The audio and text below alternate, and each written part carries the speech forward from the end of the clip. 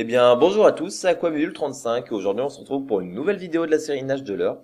Aujourd'hui, j'ai choisi de vous présenter un petit leurre de la gamme Ilex, ça va être le MITS 28 SRF. Alors, c'est un nom qui est un petit peu barbare, mais je vais vous expliquer comment il fait ce leurre et je vous expliquerai qu'est-ce que vous allez pouvoir pêcher avec, où, quand, comment. Voilà.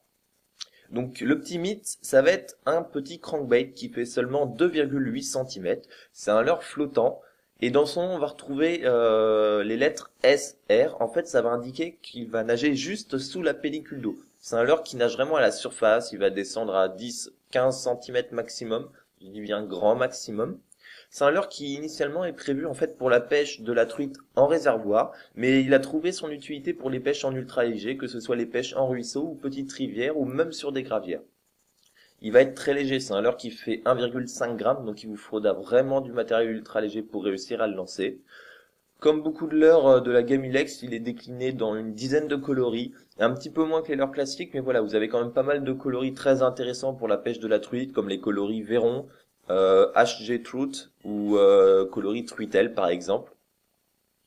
Donc c'est un leurre qui est très bien fini. Vous avez un signal œil très présent vu que vous allez avoir 3 yeux sur le leurre. Vous en avez 2 au niveau de la tête et vous allez en avoir un juste dessous, ici.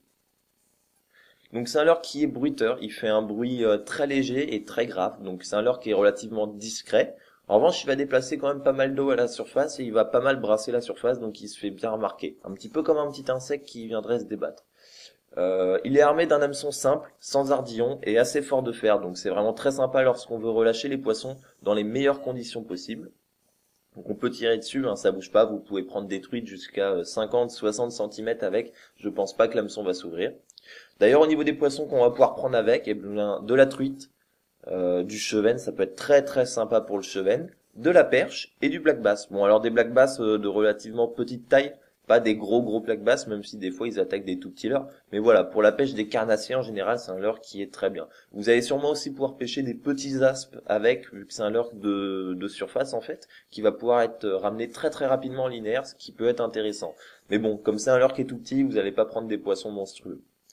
Au niveau des postes sur lesquels vous allez pouvoir utiliser ce leurre, bah tout simplement dans les ruisseaux ou les rivières peu profondes, assez étroites d'ailleurs, les gravières jusqu'à 1 mètre, le poisson a tendance à décoller du fond pour venir taper dans le leurre. 1,50 m, ça commence à faire un petit peu beaucoup, mais ça passe. Par exemple sur du chevenne, lorsqu'ils sont à mi-eau, vous pouvez tremper ce leurre, ils vont monter dessus et taper dedans sans souci.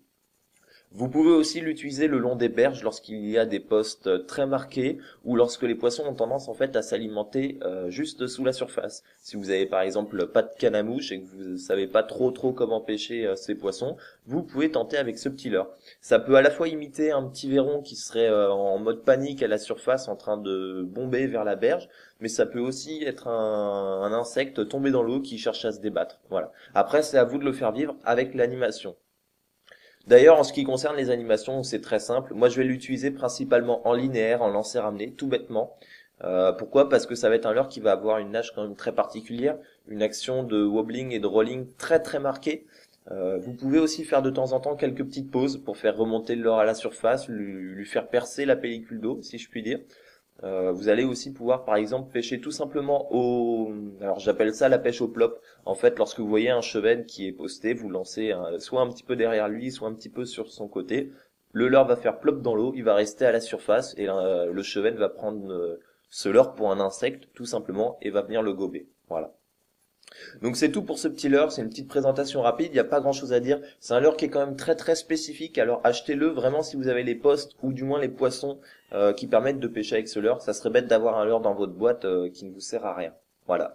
Donc comme j'ai reçu 2-3 commentaires par rapport au fait qu'il n'y avait pas la nage du leurre dans les précédentes vidéos, tout simplement en fait je crois que lors des 2 ou 3 premières vidéos j'avais expliqué que les eaux étaient boueuses lorsque j'avais voulu tourner ces vidéos et donc on ne voyait strictement rien. Et maintenant que le carnassier est fermé, même si les eaux venaient à s'éclaircir, eh ben, j'aurais du mal à vous filmer la nage. Donc je suis vraiment désolé, c'est une petite série de présentations de leurre où il n'y a pas la nage du leurre, mais on se rattrapera pour l'ouverture du brochet. Donc j'espère que cette petite vidéo vous aura plu, j'espère que vous allez pouvoir préparer un petit peu l'ouverture de la truite grâce à ces vidéos. Vous avez des petits codes promo pour acheter ce leurre en description, et puis sinon on se retrouve très bientôt. Allez, ciao tout le monde!